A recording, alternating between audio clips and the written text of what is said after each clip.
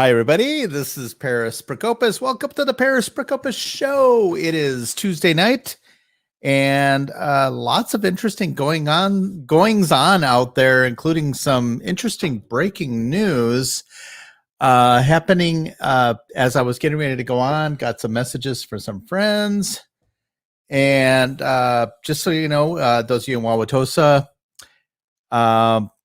there's actually a potential small riot near Police Chief Barry Weber's house.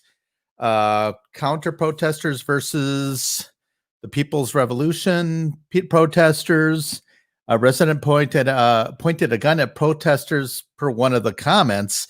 There's state patrol, there's SWAT, there's the fire department on the scene. Channel 4 is on the scene.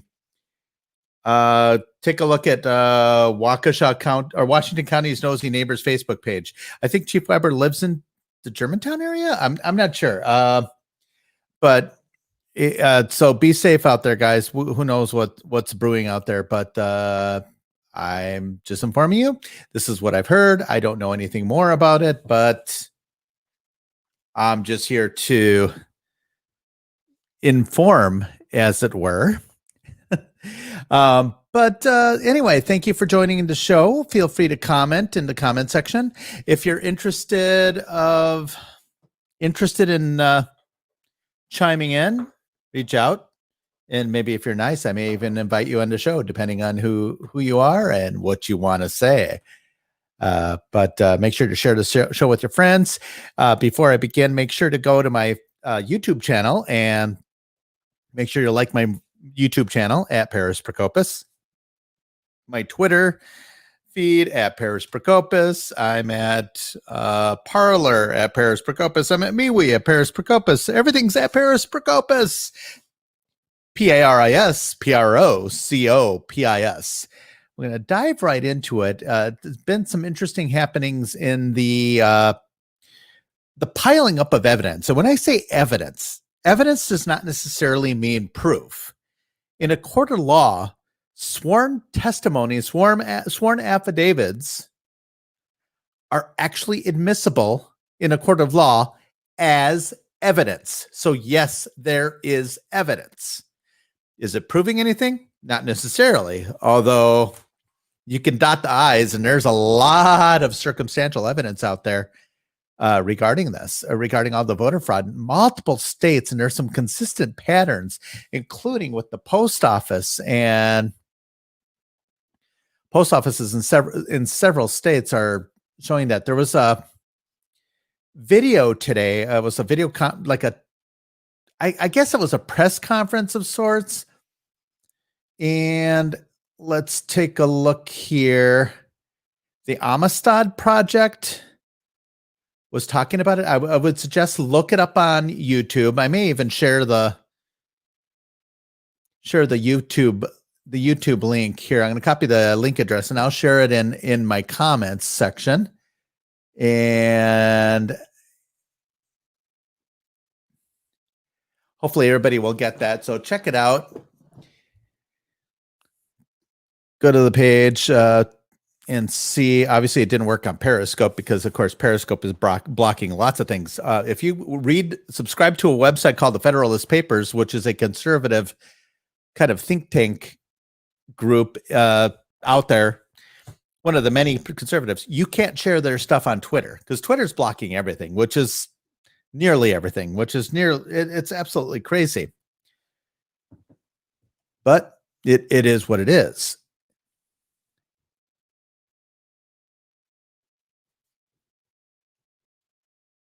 Uh-oh, somebody sent me a tag and a photo.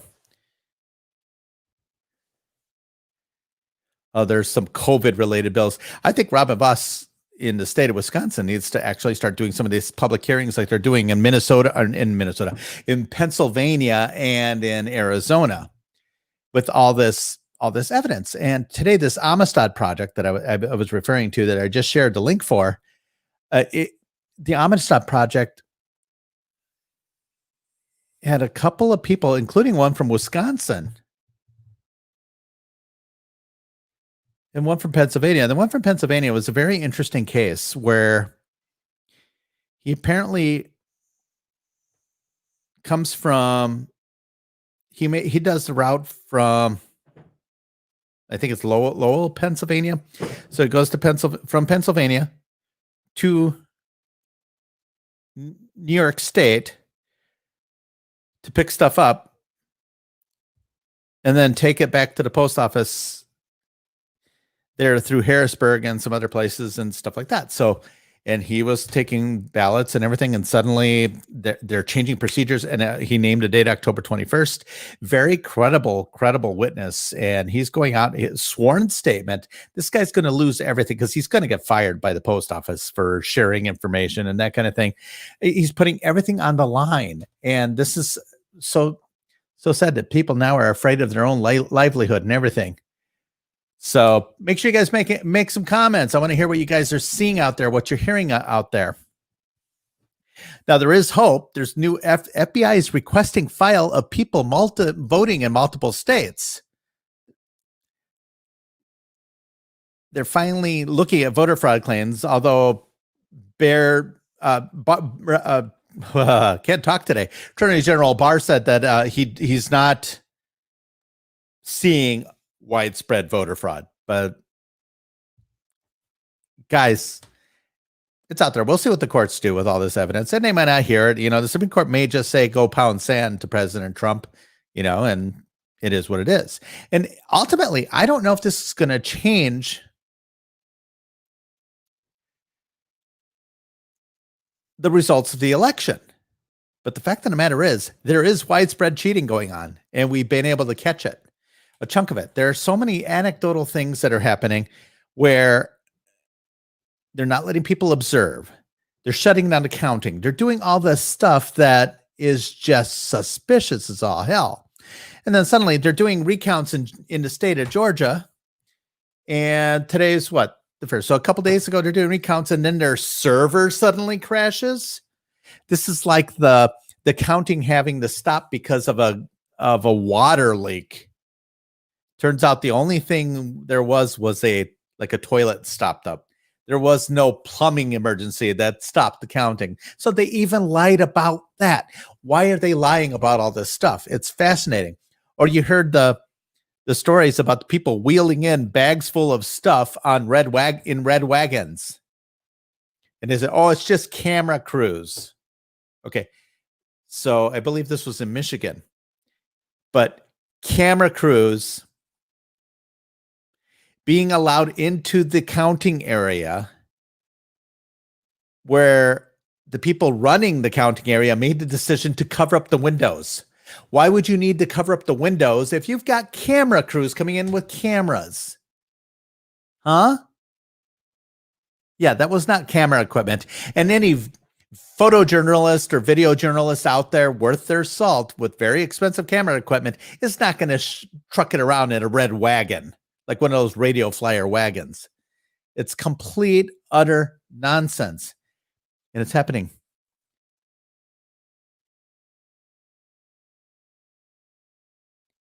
So, Paul Cronfire says, GOP, fight.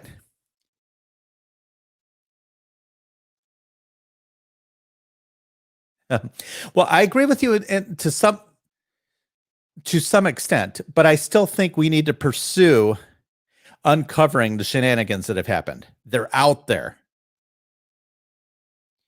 There's more to come. Like I said, I don't know ultimately if it's going to change the outcome of the election, but it needs to be looked into. We keep talking about this each and every year, and all they do is they keep on just pushing it under the rug year in and year out, and we do nothing about it. We had a Republican-controlled legislature in the state of Wisconsin for years, and we always talk about, and Paul, you could probably attest to this,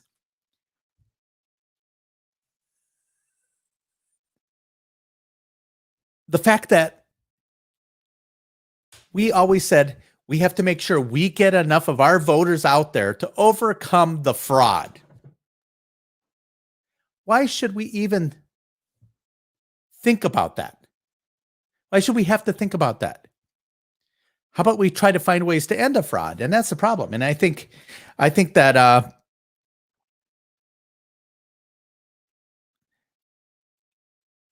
I think we just need to actually do something about that. Now, we said this back in 2016. Oh, I'm sorry, 2018, when Scott Walker lost by whatever 30,000 votes.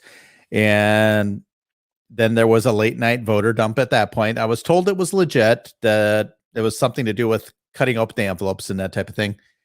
And I'm not trying to beat a dead horse here. I can accept losing. We've lost before. Hell, dealt with 8 years of Obama, for crying out loud. But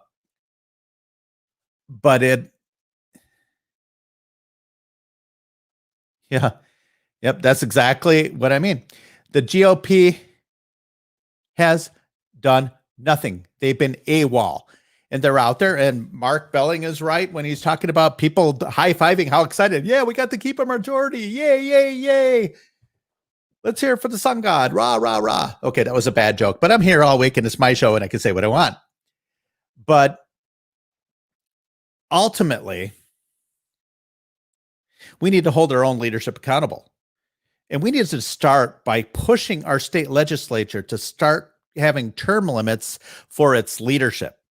That means the speaker shouldn't be speaker for the duration while they're there. Robin Vos has been speaker long enough. It's time for him to not be speaker. We need fresh leadership that'll actually act on something.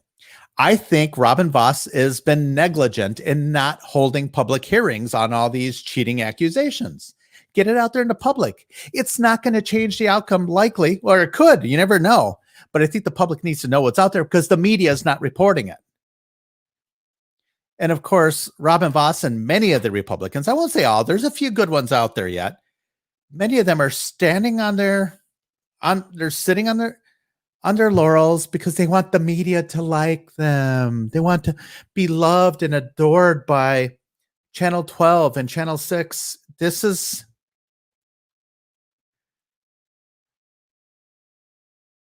never going to happen. That was Scott Walker's big mistake. Let's add more school spending so that the teachers will like us. Yeah, what a bunch, that was moronic in and of itself. But now we have a situation where we've got the never Trump Republicans, like the Charlie Sykes of the world, trying to weasel their way back in to take over the party. And that's what us as the rank and file of the party right now, we need to make sure that we keep the party on the Trump trajectory. Trumpism did not lose on election night. Yes, we can make the argument whether or not Trump lost or Trump didn't lose. I mean, I'm not giving up. I'm still holding up hope that there's something that we're just not seeing that's behind the scenes. But Trumpism did not lose. When you've got the Democrats losing 5 seats in the state of California, that's because of Trump. He got enough people out to vote in California. Yeah, it wasn't enough to turn the state in his favor, but Trumpism did not lose. We almost have the House of Representatives. We're only a few votes shy, which I laughed about this the other night. It's fascinating that it's almost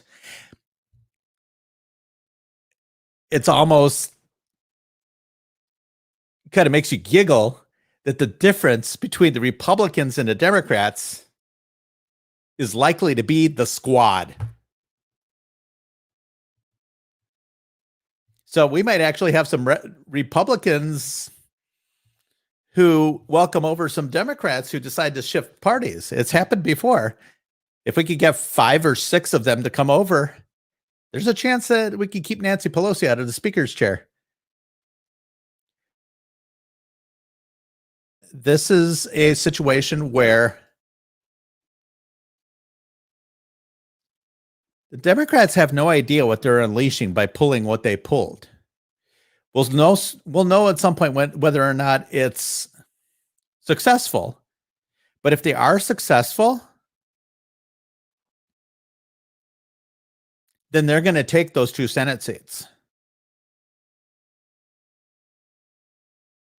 And I argue this is because of the lack of leadership by Robin Vos and the Republicans in the state of Wisconsin. First of all, you had someone who really had no experience running the Trump campaign in the state of Wisconsin. Nice guy. I hear he's a hard worker, but like Bob Donnell from the Conservative Union, Wisconsin Conservative Digest says, well, he said the guy that shovels crap on the farm works hard too, but I don't want him running the farm. And then we had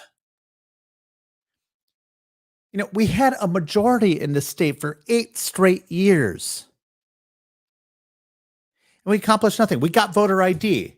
But in the voter ID, what did they neglect? And I talked about this back then. We neglected the fact that students at the university are allowed to vote at residence at the university.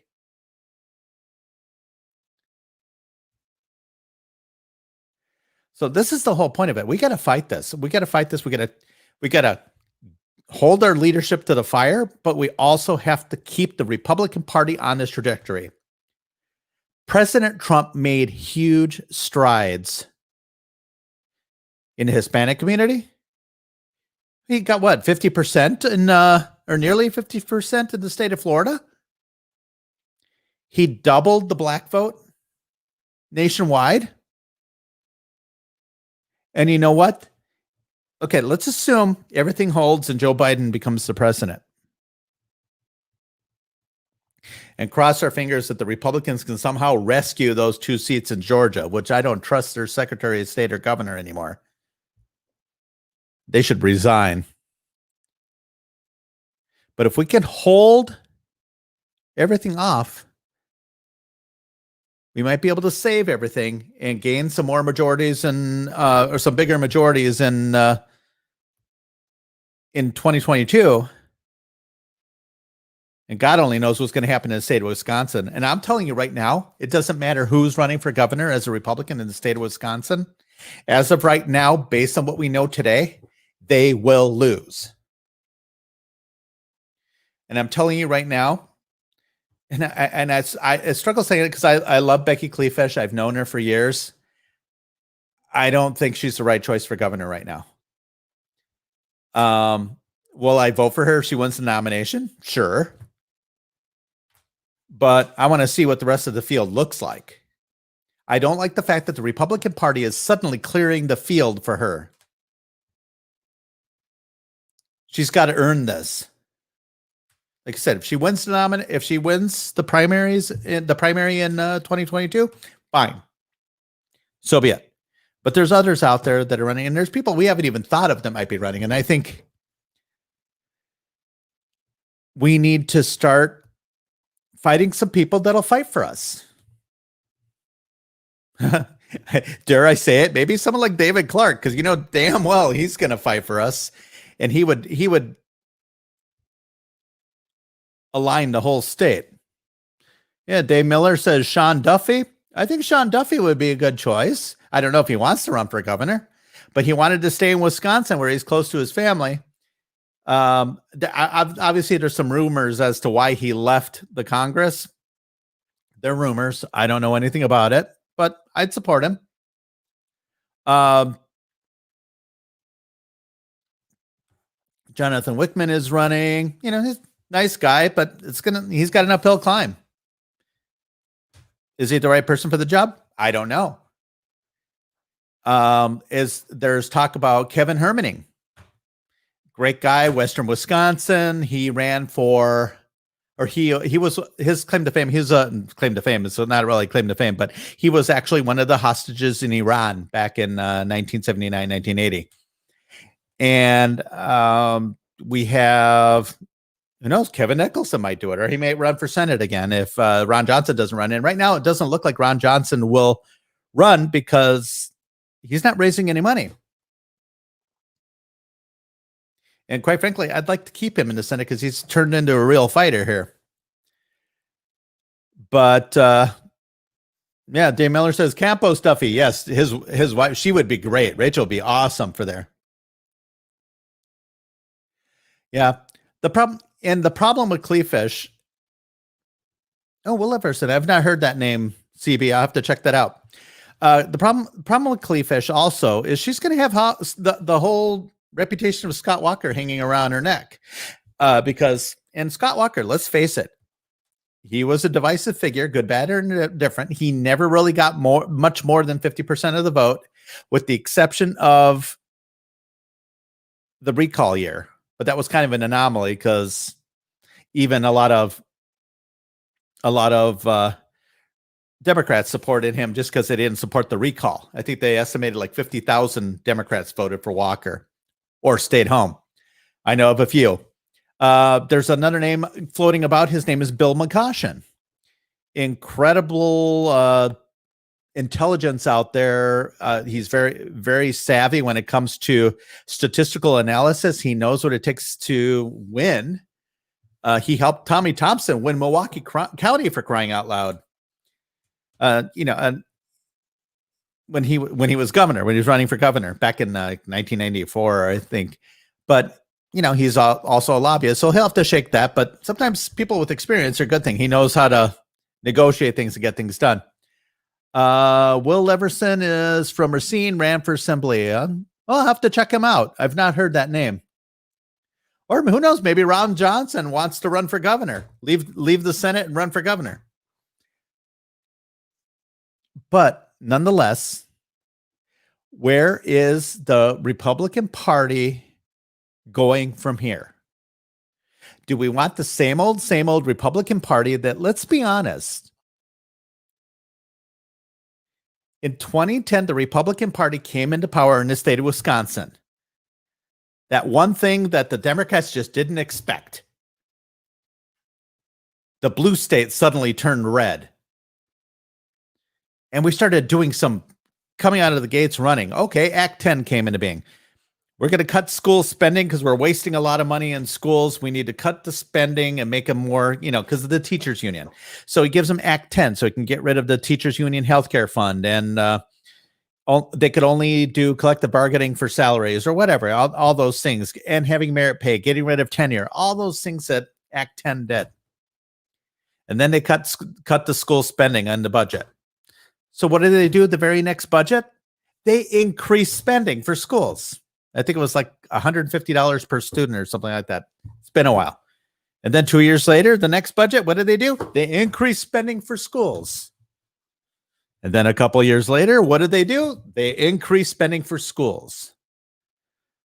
So basically, we were at the starting point several years later. And then the first thing that happens when Governor Evers takes over, after looking at what happened this year with shenanigans, kind of makes me wonder if he did win in 2018, but I digress. Governor Evers takes over, and the first thing that the Republicans do with Fitzgerald and Robin Vos, because Tony Evers asked for another $1 billion in school spending, what do? They give Robin Vos $500 million right out of the gate without even negotiating.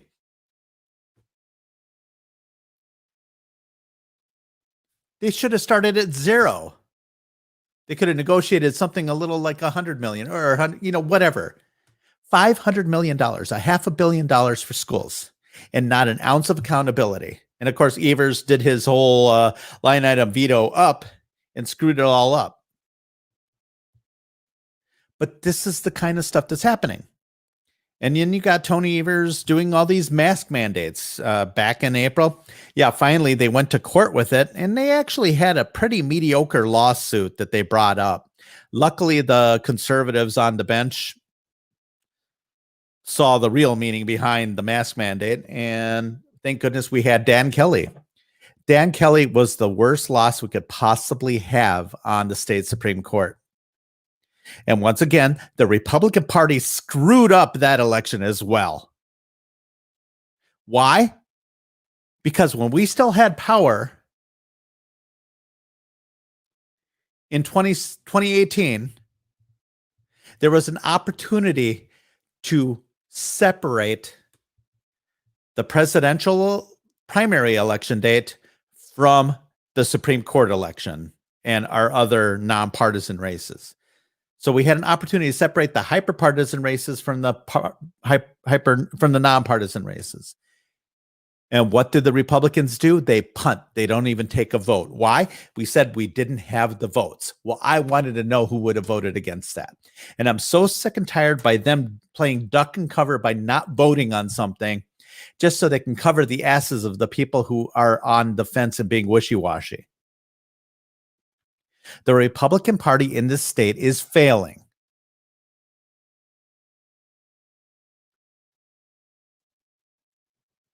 And now, with this questionable election, Paul chimed in a little earlier. I agree with him that it looks like it's an uphill climb for sure. But it doesn't mean we shouldn't do it. We shouldn't look into this. Because what it'll do is it'll create news, and then the people will chime in watching, and they'll hear some of the allegations because we need to fix this. Other missed opportunities by the state Republicans. Dan Knutson, or whatever his name is, Knutson on the election commission. For whatever reason, he finally grew a pair of testicles today. And I guess he went toe-to-toe with the Democrats on the election commission board. But how do we lose control of the election commission? When Dean Knutson shared, he was appointed by Robin Voss, and he's Robin Voss's buddy. He hasn't done crap. He kept on voting with the liberals on the election commission. We still have those 200,000 names on the voter rolls. Everything in this state that has happened this year has favored the Democrats. Everything. COVID. Well, let's have a central count. Let's bring everything together so that we don't spread COVID. Okay, I'm gonna say something that kind of brings my attention. Okay. So you can't vote because you can't be around people because COVID. We can't count the votes at each precinct because of COVID. So we have a pandemic, which is highly contagious. So how do they answer the question? Let's move everything to a central counting facility and have even more people in one room. Really? Like Ross Perot used to say, that dog don't hunt.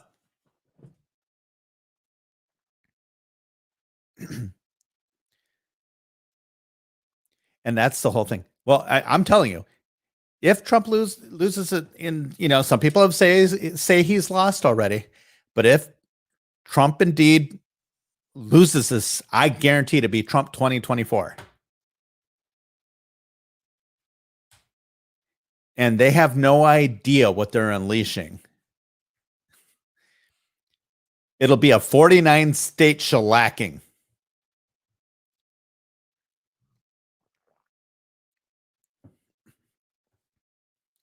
Because let's be honest, they did steal it.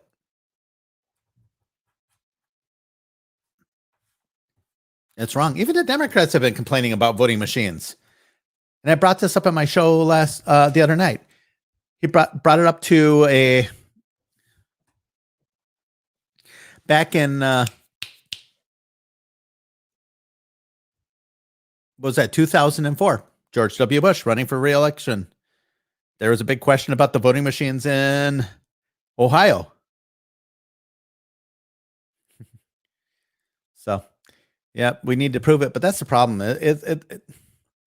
Evidence is evidence, but it needs to be evidence that sways a court, sways the Supreme Court to say, there's something going on here.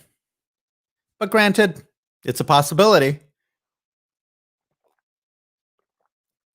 But I think a lot of the evidence could be proven if the Democrats stop blocking things.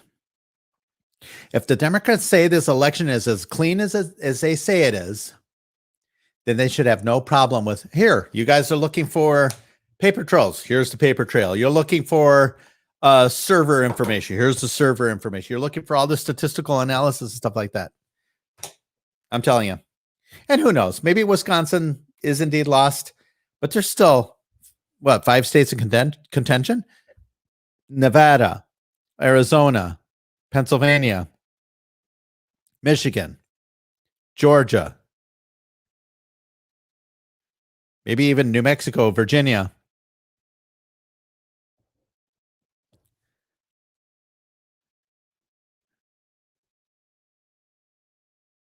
Well, the criminals are not punished, and that's the whole thing. I mean,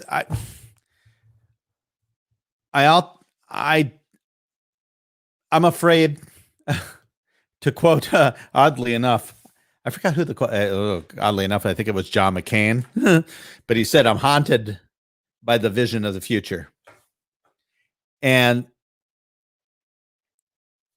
this is it's scary. It is really scary what's going to happen. And the thing is, the Democrats caused this because of their endless quest for power over the past 4 years. We're slowly pivoting. And I said, it looks like we're actually in a state of a cold civil war right now. And they'll say Trump caused this. Bull crap. Your hatred of Trump caused this. I'm going to be blunt. So I'm going to talk about this. Okay, I'm going to, I guess I can share this article. And I don't know. Some people have said, don't share articles from the Epoch Times. Well, the Epoch Times is, I guess it's owned by some people in China, but they're against the Chicoms. I'm going to share the screen. So I'm going to share it anyway, because they do a great summation of the allegations. And here it is. Sidney Powell's suit makes 30 allegations and bid to invalidate Georgia election results. Here's the allegations broken down now into what it is. The software used by the Dominion machines was accessed by agents of malicious actors like China and Iran in order to monitor and manipulate the elections, including the 2020 election. So that means there might have been some things happening before. The allegation is based on a redacted declaration of a former electronic intelligence analyst under the 305th Military Intelligence. By using servers and employees connected with rogue actors and hostile foreign influences, combined with numerous easily discoverable leaked credentials, Dominion neglectfully allowed foreign adversaries to access the data. Okay, that's that. Number two, in an affidavit whose name was redacted for security reasons, alleged that software used by Dominion was designed for the Venezuelan government. So basically, in an effort to keep Hugo Chavez from getting reelected, basically changing the votes. Another affidavit says he's the cousin of the former chief executive of Smartmatic. I said Smartmatic. I said the S word. So now Facebook is going to remove this. But Smartmatic is the company that developed the software adopted by Dominion. He said that he has personal knowledge that the executive manipulated the company to ensure the election for Chavez in the 2004 referendum in Venezuela. The vote tallies produced by Dominion machines can be manipulated by inputting a malicious codes with just 7 minutes alone and a screwdriver, according to Andrew Apple, a Princeton professor of computer science. So these are they proof? We don't know. But this is sure credible accusations. So this is interesting. Number 6, the voting machines are susceptible to hacking or remote tampering because they're connected to the internet. Something else that shouldn't happen. Number 7, the voting machines have activity logs that can be overwritten. That means you can actually change what actually happened to make it look like anything you want. And it's kind of interesting how during the recount, the server suddenly went down in Fulton County in Georgia. Hello, Atlanta? Ron Watkins, a software and cybersecurity expert who reviewed the Dominion software manual, said the machine operators can change the setting to include certain ballots or exclude certain ballots from being counted based on how much of the bubble they had filled to indicate a vote for the candidate. And that's what we're seeing. We're seeing all these anomalies where there was a series of batches of ballots that kept on getting counted in Pennsylvania. And there were literally 50.14 for Biden and 49.17 for Trump, or whatever. They aren't exact numbers, but they just showed and they were the exact same percentages every single time.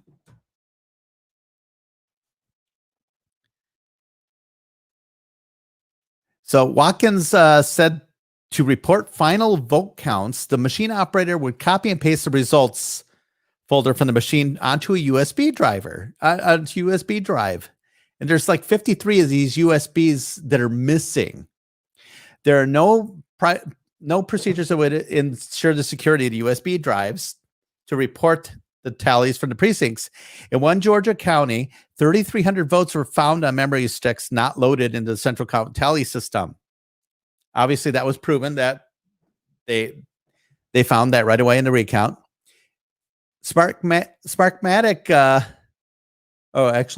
test report of the Secretary of State's certificate for voting machines, but the certificate for the machines are undated. So we don't know when those tests actually happened. Kind of convenient, huh? Smartmatic faces litigation over glitches that allegedly affected the 2010 and 2013 midterm elections in the Philippines. Once again, raising questions of fraud and cheating.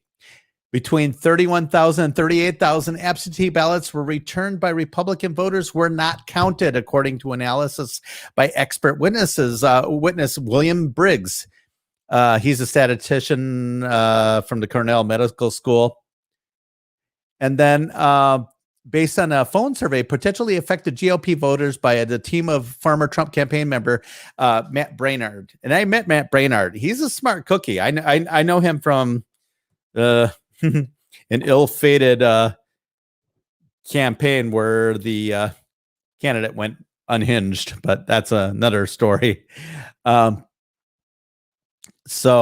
And then here, between 16,000, almost 17,000, and 22,000 Republican voters received absentee ballots they didn't even request.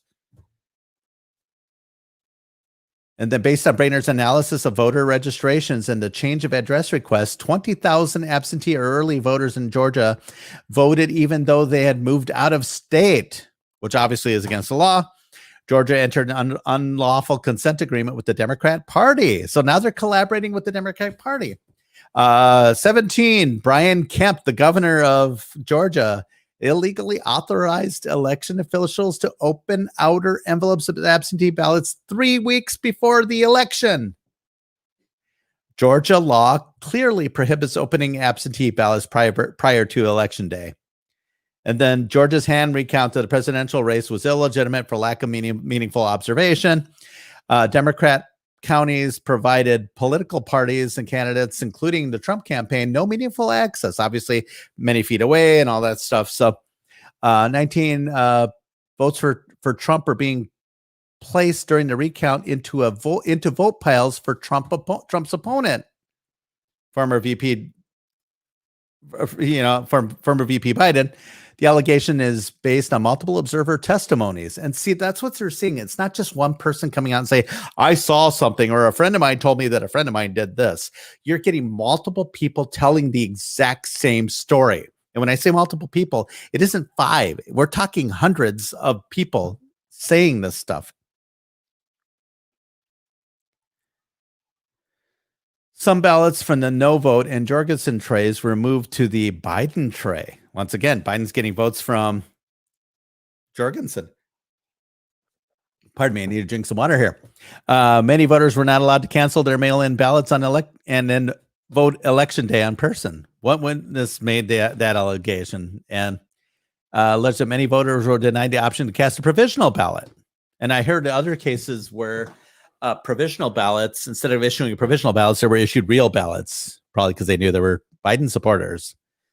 Some counties didn't actually recount the ballots by hand, instead used the machines. One batch of ballots was suspiciously pristine. These were mail-in ballots, and all these ballots were flat, like they were never folded, meaning they never went into an envelope. They were never mailed. Starting to see a pattern here.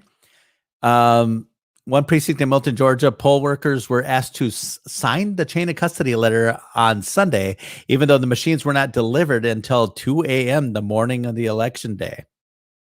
In addition, the machines were not sealed, locked. The serial numbers were not what were reflected in the related documentation.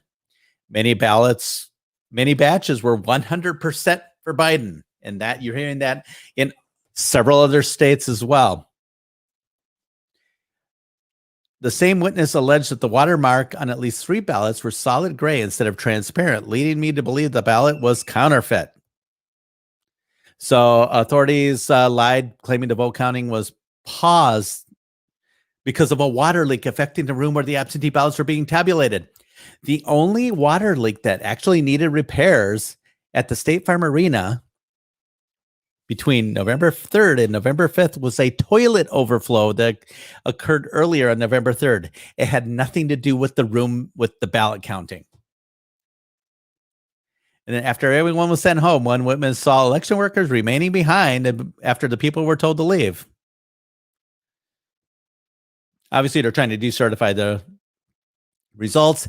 They're trying to get 36 hours of security camera footage from all the rooms used in the voting process. Not count the that weren't served. Not counting the early votes, and pound all the voting machines and software in Georgia for expert inspection by the plaintiffs. So they're trying to get all this. And finally, I mean, it was a weird situation, and I talked about this on my show the other day.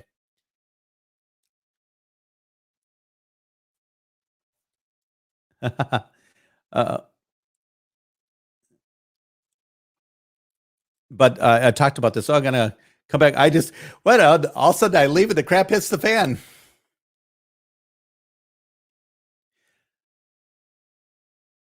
But let's see. Okay.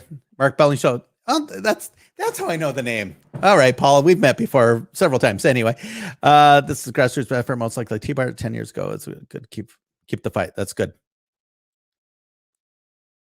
Well, and the reality is, one way or another, we have to fight. This is we cannot go quietly into the good night and just do our thing. And we did that with Obama.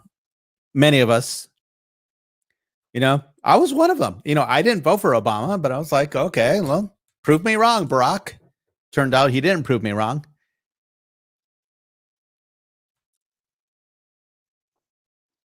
And I think this is the biggest point. Stephanie, you make a great point. The whole process is exposing both Democrats and Republicans. This is kind of put up or shut up time. And I think as Republicans, the Democrats have done a good job of basically infiltrating the Republican Party and getting, there's a lot of Democrats in Republican clothing out there, so to speak. I think we need to start running some conservatives in Democrat primaries. It used to be a day back in, before my time when I was born, where I wanted to actually, the Democrats went, all right, we'll get them next time, no big deal, whatever. And I even, I'll admit it, I voted for Ross Perot in 1992. Yes, thank you. You can blame me. I was a Ross Perot voter. But it's not like that anymore. If the Democrats win, we're sort of screwed.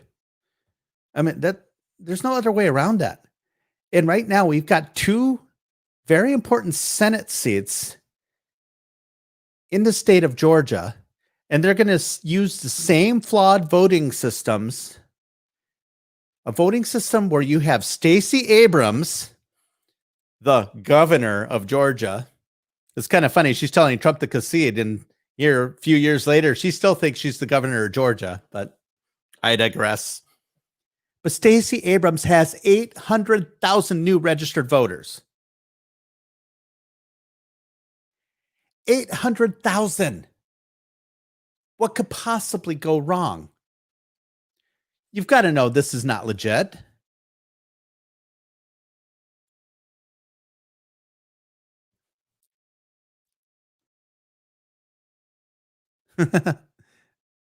Inspector CB. You didn't vote for that idiot? Well, I voted for that idiot. Oh, well. I guess. Yeah, Ross Perot wasn't an idiot. He was actually kind of smart. When you look back, hindsight's 2020. He had that now infamous debate with Al Gore about NAFTA, when he talked about the giant sucking sound of jobs. He had a horrible debate. Al Gore actually cleaned his clock, and I was expecting Ross Perot to do very well. Turns out Ross was right. And thank goodness Donald Trump agreed with him. And voila, the thing that the Democrats said would never happen. We got a new NAFTA. So I think we've got a lot of house cleaning to do. And it's sad that the Republicans have already voted to secure Andrew Hitt still in charge and all that stuff. And I know Andrew Hitt. He's a nice guy. I don't know. Maybe he's doing what he's told. I have no idea. I'm telling you. While nationwide, the Republicans did enjoy some success, and I would argue they enjoyed that success because of Trump. This was not an anti-Trump vote. You don't get 75 million votes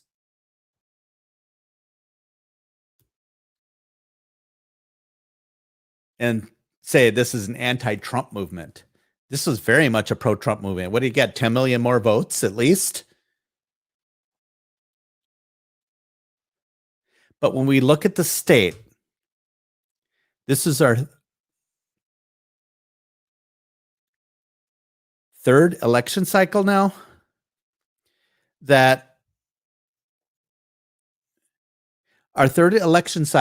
where we had major losses in statewide races.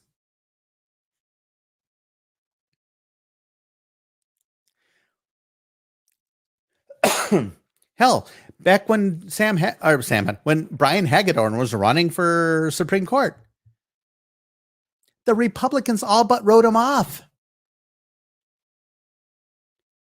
Had we not all regrouped and fought that fight,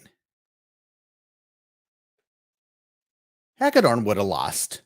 In spite of the Republican Party, he won. Then, of course, there was Scott Walker loses. And I would argue the bigger loss was now having Josh Kaul as Attorney General. I think that was even bigger.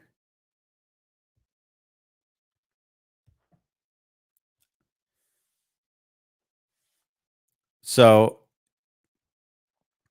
that was a bigger loss. But once again, Scott Walker lost that race. We lost an opportunity to pick up a Senate seat. I'm not going to make the argument whether Leah Vukmir or Nicholson were the right candidate. You know, I supported the winner. Just like any grown-up. Unfortunately, too many people were butthurt. Oh, my candidate lost, so I'm not going to vote for Leah. You know, whatever. She's either one of them was a hell of a lot better than Tammy Baldwin. But anyway, we have Baldwin. So they lost there. And we knew the Dan Kelly race was coming. We knew this is long before COVID or anything else. We knew that was an uphill climb. And they snatched defeat from the jaws of victory.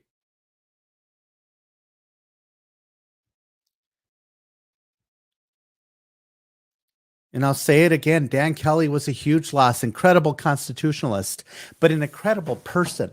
Here's a guy, my one of my daughters was actually thinking of going into political communication, maybe even law school. She wanted to go to George Washington University. She got accepted to it.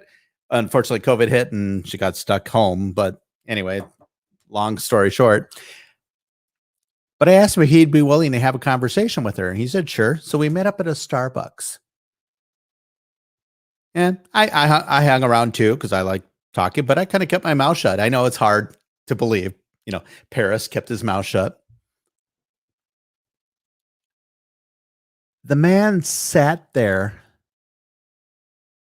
with my daughter, and they were both talking, and he was engaging with her for 3 hours. He didn't need to do that. He didn't owe her anything. He didn't owe me anything. I just know him through political circles, really. But that's what a class act Dan Kelly was. And a state Supreme Court justice that lived up to the true spirit of what it means to be a constitutionalist, a person of impeccable character and impeccable intelligence. Unfortunately, he's not the greatest politician, but that's not what he went to school for. He would, sometimes have too long-winded answers when he was on in the campaign and stuff, but that's what lawyers do and whatever. But they knew his seat was up for grabs.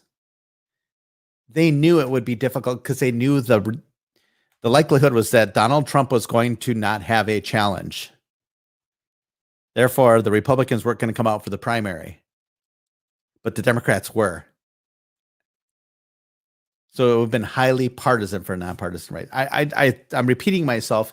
I'm kind of digressing and stuff like that. So let's see what's Ed saying. Front page Mac and America had a great article about the nonsense one to believe if you believe Biden actually won. Yeah. Well, that's the front part.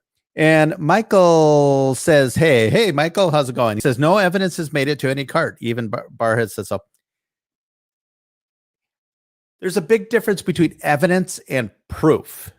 There is plenty of sworn statements, and any lawyer will argue that sworn statements, notarized and everything else, are evidence in a court of law. They're admissible as evidence. And guess what? There's also a lot of statisticians chiming in. Statistics and statistical analysis are also admissible in court.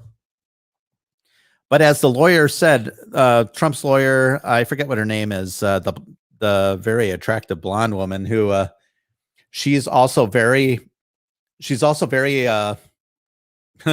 very intelligent, very intelligent. But she even said, we're not here to fight it in the media. We're here to fight it in court. So in the end, the Supreme Court will look at it. And I have confidence that Comey Barrett, I think for the most part, Kavanaugh, Gorsuch, Alito, Thomas, maybe even Roberts, they'll look at the evidence. And yes, it is evidence. They'll see if it rises to the level of overturning the results of the election. And if they say it doesn't, they're not likely going to say this election is void. House of Representatives and Senate, you have to choose the president. But if the evidence is very compelling, then maybe they will. It's a long shot, but I'll have to trust their judgment that the evidence presented doesn't rise to the level. But it doesn't mean that the cheating didn't happen. All it means is that they covered their tracks. That's why the fight is not over. And I'm telling you, there will be no electoral do-over. There's nothing in the Constitution that says it'll be a do-over. Yes, Jenna Ellis, thank you. And who knows what's going to happen in the state of Wisconsin? They're filing lawsuits to have the indefinitely confined ballots thrown out and the fact that there's not signature matching absentee ballots and all that stuff. Who knows what the state Supreme Court would do? Unfortunately, one thing we did find out about Brian Hagedorn, he's not a sure conservative vote. He made one decision where I can understand where he was coming from. It was a very cogent argument.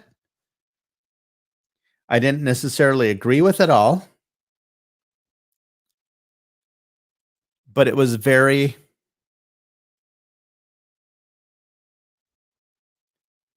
cogent. But he also made some pretty off the wall decisions. Like we didn't have enough time to see if the Green Party could could be on the ballot. You could have heard the arguments in an hour and ruled on it an hour later. That was absolute bullcrap. He sided with the liberals. There's just not enough time. What did we send you there for, Brian? Those of us who busted our butts to make sure you became a Supreme Court justice. That answer is unacceptable. I accept the reason why you dissented when it came to the mask mandate back in April. Was it April or May? I can accept it. Do I agree with it? I think it's a stretch, but I can see your point of view. But I have to say, on some of the key cases, like those signatures, I wish Dan Kelly didn't recuse himself, but he did the right thing. Excuse me. So, but I guess the question is, where do we go from here? Regardless, if somehow there's a miracle and Trump pulls this off, or a worst case scenario, Kamala Harris becomes president in a few short months, will there be a Republican Senate? Or will there be a Democrat Senate? All we need to do is win one seat. One. Be nice to win two, but all we need is one. That's enough to just stand in the way of getting 9 new Supreme Court justices or whatever they're going to put on there. 4 additional U.S. state senators. They may even divide California to get like 6 more.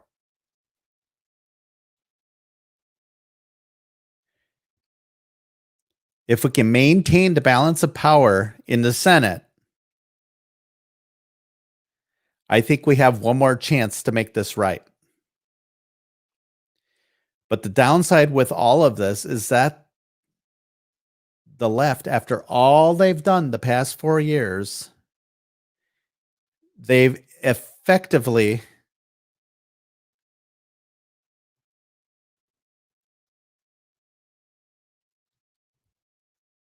succeeded in taking Trump out.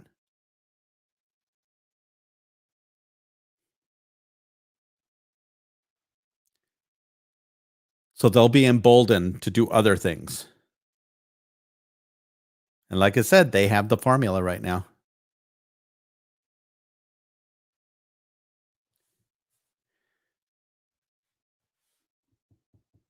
I don't know. I don't know if we have a remedy for this.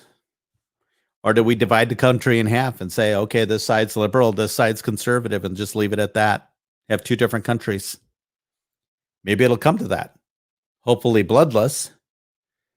I don't like the stuff that's happening. The violence is happening. I mean, we're seeing it in Wauwatosa, for crying out loud.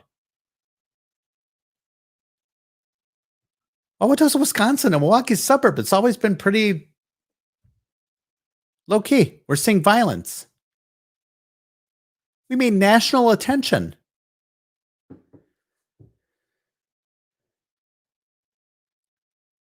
But either way, no matter who actually ultimately comes out victorious in all this, the nation's fractured, and it might be forever.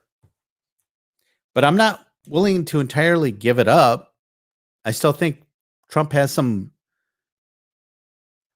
legal abilities, some legal remedies that could happen. Not likely, but they could happen. But he's not going to win by counting votes. The votes are commingled. There's no way to determine which ones are the bad ballots, which ones are the good ballots.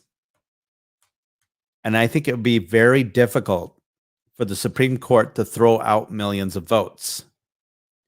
So the only remedy the Supreme Court has is to say, because of all this potential voter fraud, there is no way to declare a winner. Speaker Pelosi, Majority Leader McConnell, It's up to you guys.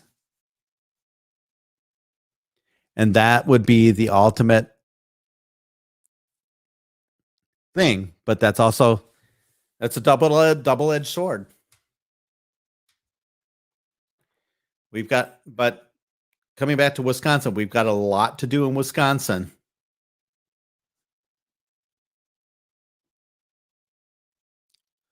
So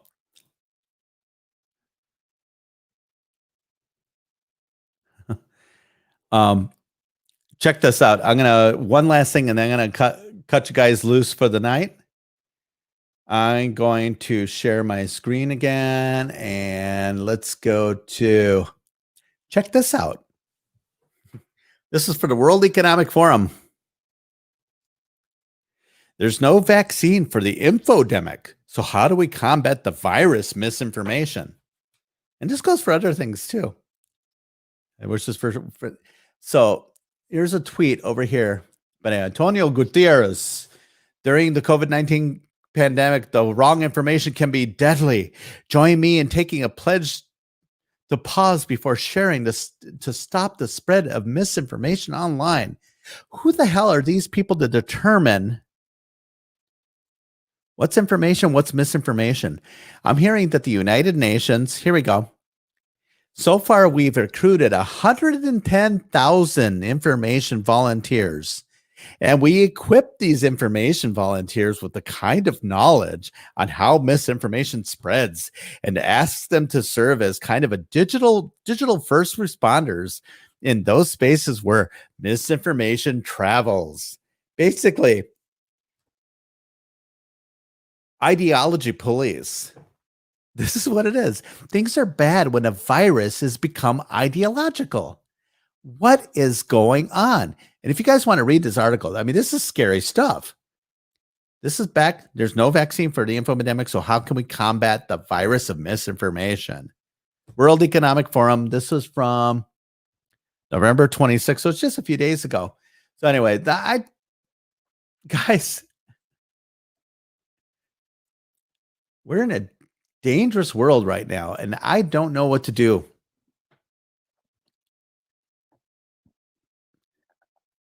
But you hear all the hypocrisy of the left.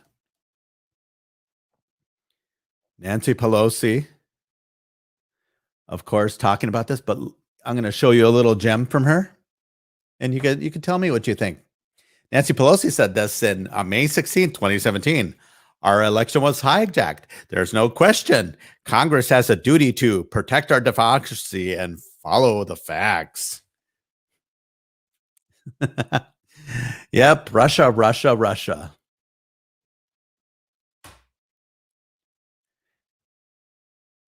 So I'm going to leave you on this note. I got a book today, A Guide to Surgical Procedures. I opened it up and the appendix was missing. I'm here all week, guys. But anyway, thank you guys for listening, and I will talk to you soon. Make sure to friend me, like my stuff, and all on YouTube. I'm not going to be doing much with Twitter anymore, so hopefully.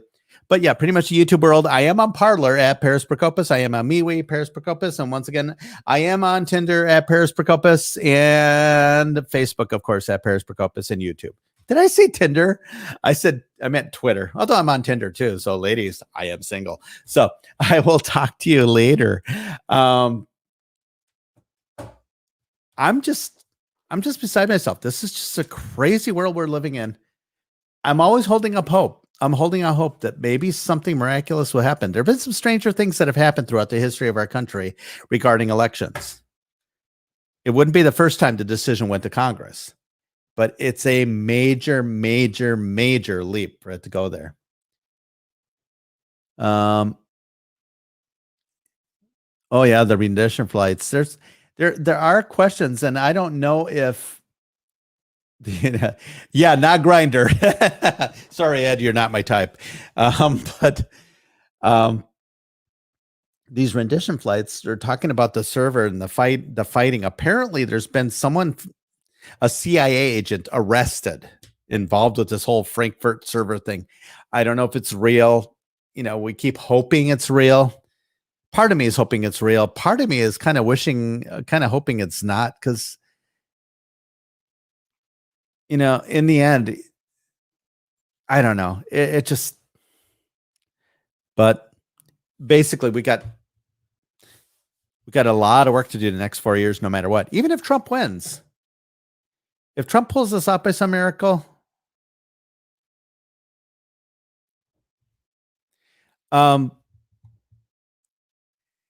it's going to be a red hot mess, no matter who wins right now. Biden's going to be in way over his head. And obviously, for the 6 weeks that he's president, he'll maybe get a thing or two done, but then, he'll suddenly feel sick and not be able to take office. He might trip over the dog and break his face, or, whatever it is. And Kamala will be president. And you do not want to know who her vice president will be. I'll leave it at that. I'm pretty certain there's a young lady by the name of Hillary Clinton waiting in the wings. And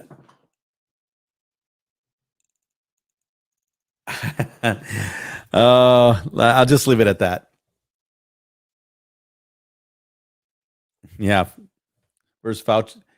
Yes.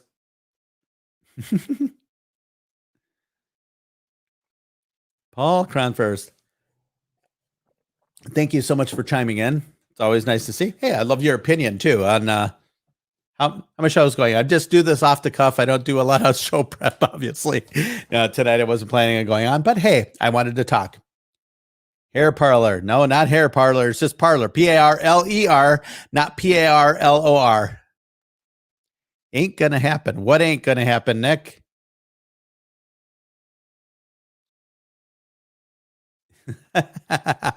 Who knows? Well, that's the whole thing. I wonder if somebody's stupid enough to put Hillary as their vice president. They don't realize what's ahead of them. So where's Fauci been hiding? I don't know. Anybody else here? Okay. All right. Well, guys.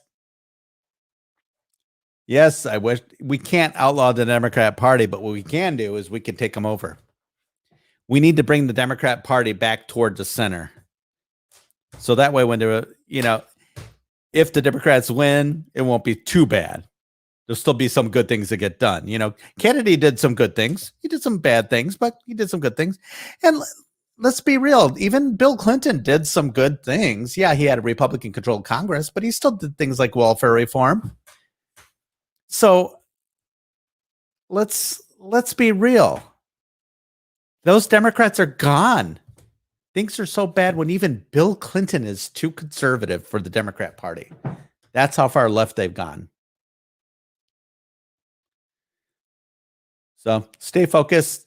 Get ready to fight the fight and hold our own people accountable. It's going to take it. And the rest, I'm sorry, there's only so much we can do. It's up to Trump's lawyers, and it's up to the courts. And the Supreme Court might not even hear the cases. So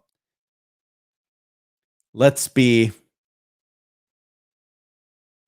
real. So good night, everybody. Thank you for chiming in. Thank you for listening and watching and spreading the good news. I will talk to you guys soon. Have an awesome, awesome night.